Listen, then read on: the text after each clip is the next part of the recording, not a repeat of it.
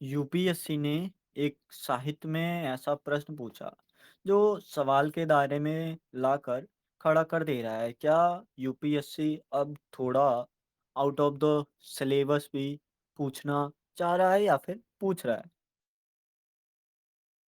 Paper two का सवाल है, पांचवा सवाल और पांचवे का ई नंबर सवाल। काले सांप का काटा आदमी बच सकता है, हलाहल जहर पीने वाले की मौत रुक सकती है, किंतु जिस पौधे को एक बार कर्मनाशा का पानी छू ले वह फिर हरा नहीं हो सकता। वैसे एक कहानी कर्मनाशा की हार शिव प्रसाद की कहानी से आया है, पर शिव प्रसाद हिंदी साहित्य में भले काफी फेमस हो, पर जो यूपीएससी हिंदी साहित्य का विषय है वहां पे इनका आधार दिखता हुआ मिलता। लेकिन अगर आप समझो कि जब हम निबंधों में किसी बड़ी चीज को जोड़ सकते हैं, तो हिंदी साहित्य में दो मुख्य निबंध हैं, एक चिंतामणि और दूसरा निबंध निलय में ही निबंध है उत्तर फाल्गुनी के आसपास। और उसी उत्तर फाल्गुनी के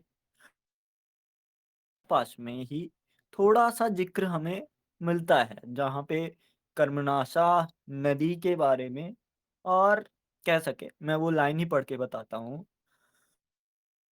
इसमें लिखा है, कभी कभी नदी की धार पथभ्रष्ट भी हो जाती है। वह सदैव प्रगति की दिशा में नहीं बहती, वह स्वभाव से उद्योगपति की ओर जाने वाली होती है।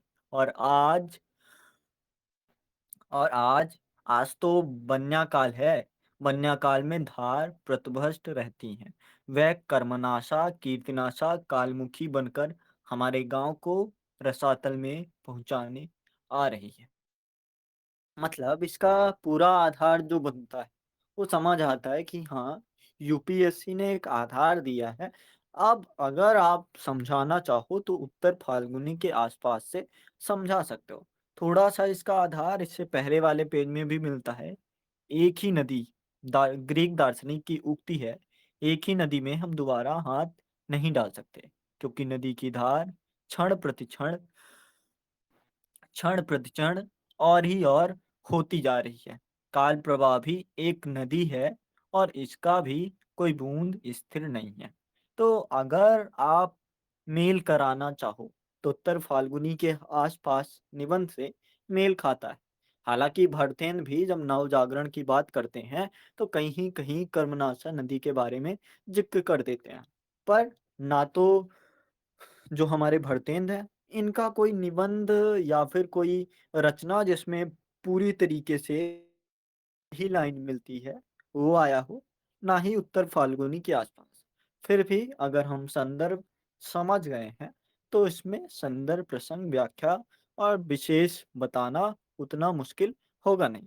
पर आउट ऑफ द सिलेबस तो है ही, पर अगर आपने निबंध निलय में इस भाग को समझा है तो आप व्याख्या करने में ज़्यादा संकोच नहीं करेंगे। धन्यवाद।